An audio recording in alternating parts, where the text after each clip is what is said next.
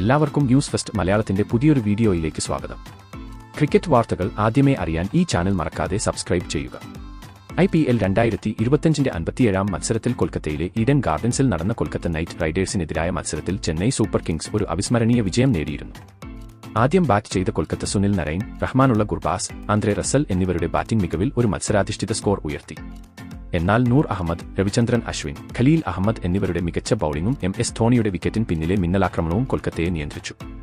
മറുപടി ബാറ്റിംഗിൽ ചെന്നൈ ഡെവാർഡ് ബ്രെവിസിന്റെ 25 പന്തിൽ 52 റൺസിന്റെ തകർപ്പൻ ഇന്നിംഗ്സിന്റെ പിൻബലത്തിൽ ആധിപത്യം പുലർത്തി. MS ധോണി മധ്യനിരയിൽ സ്ഥിരത പകർന്നപ്പോൾ അൻഷുൽ കംബോജ് അവസാന ഓവറുകളിൽ ഫിനിഷിംഗ് ടച്ച് നൽകി ചെന്നൈയെ വിജയത്തിലേക്ക് നയിച്ചു. ഈ അവിശ്വസനീയ വിജയത്തിന് ശേഷം ചെന്നൈ സൂപ്പർ കിങ്സിന്റെ ഇതിഹാസവും ക്യാപ്റ്റനുമായ MS ധോണി പറഞ്ഞത് ഇങ്ങനെയായിരുന്നു: ആദ്യമേ ഈഡൻ ഗാർഡൻസിൽ ഈ വിജയം നേടിയതിൽ ഞാൻ അതിയായ സന്തോഷത്തിലാണ്. കൊൽക്കത്തയുടെ തട്ടകത്തിൽ അവരെ തോൽപ്പിക്കുക എന്നത് ഒരിക്കലും എളുപ്പമല്ല. അവർക്ക് എല്ലാ അഭിനന്ദനങ്ങളും. ഞങ്ങളുടെ ടീം ഇന്ന് ഒരു യൂണിറ്റായാണ് കളിച്ചത്. ബ്രെവിസിന്റെ 52 റൺസ് ഞങ്ങൾക്ക് ആ ഇന്നിംഗ്സിന്റെ തുടക്കത്തിൽ വലിയ ആക്കം നൽകി. അവന്റെ ആക്രമണോത്സുക ബാറ്റിംഗ്, പ്രത്യേകിച്ച് ആ ഷോട്ടുകൾ, ഞങ്ങൾക്ക് ആവേശം പകർന്നു. എനിക്ക് മധ്യനിരയിൽ ഒരൽപ്പം സമയം ചെലവഴിക്കാൻ അവസരം ലഭിച്ചു. അത് ടീമിനെ സ്റ്റഡി ചെയ്യാൻ സഹായിച്ചു. യുവതാരങ്ങളായ അൻഷുൽ കംബോജിന്റെ ഫിനിഷിംഗും ഒരു യുവ ഫീൽഡറുടെ ആ അദ്ഭുത ക്യാച്ചും ഞങ്ങളെ മുന്നോട്ട് നയിച്ചു. ബൌളിംഗിൽ നൂർ അഹമ്മദും അശ്വിനും മിഡിൽ ഓവറുകളിൽ മികച്ച ജോലി ചെയ്തു. ഖലീലിന്റെ പേസും വിക്കറ്റിന് പിന്നിൽ എനിക്ക് ലഭിച്ച അവസരങ്ങളും കൊൽക്കത്തയെ പിടിച്ചുകെട്ടാൻ സഹായിച്ചു.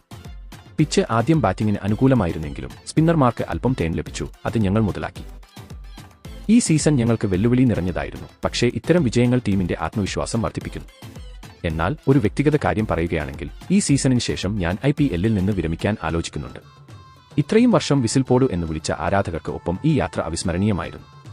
എന്നാൽ യുവതാരങ്ങൾക്ക് വഴിയൊരുക്കേണ്ട സമയം അടുത്തിരിക്കുന്നു.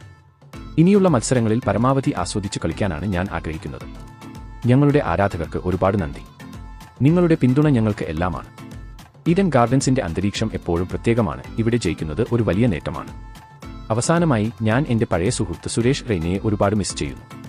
അവന്റെ ആ എനർജിയും ഫീൽഡിലെ ചുറുചുറുക്കും ഇല്ലാതെ ടീമിന് അല്പം വിഷമമുണ്ട്. എത്രയും വേഗം അവനെ വീണ്ടും കാണാൻ കാത്തിരിക്കുന്നു, ധോണി വികാരനിർഭരനായി കൂട്ടിച്ചേർത്തു. ഈ വിജയത്തോടെ ചെന്നൈ സൂപ്പർ കിങ്സ് ഈ സീസണിൽ തങ്ങളുടെ 2ാം വിജയം സ്വന്തമാക്കി. അതേസമയം കൊൽക്കത്തയുടെ പ്ലേ ഓഫ് സാധ്യതകൾക്ക് വലിയ തിരിച്ചടിയാണ് ഈ തോൽവി. ധോണിയുടെ ഈ വിരമിക്കൽ പ്രഖ്യാപനം ആരാധകർക്ക് ഒരു വലിയ ഞെട്ടലാണ്. ധോണിയുടെ അവസാന മത്സരങ്ങൾ എങ്ങനെയാകും? അതുപോലെ ധോണി അടുത്ത സീസണിൽ കളിക്കും എന്ന് നിങ്ങൾക്ക് തോന്നുന്നുണ്ടോ? നിങ്ങളുടെ അഭിപ്രായങ്ങൾ താഴെ കമന്റ് ബോക്സിൽ രേഖപ്പെടുത്തൂ. അപ്പോൾ ഇതുപോലത്തെ കൂടുതൽ IPL അപ്ഡേറ്റുകൾക്കും ക്രിക്കറ്റ് വാർത്തകൾക്കുമായി ഈ ചാനൽ മറക്കാതെ സബ്സ്ക്രൈബ് ചെയ്യുക.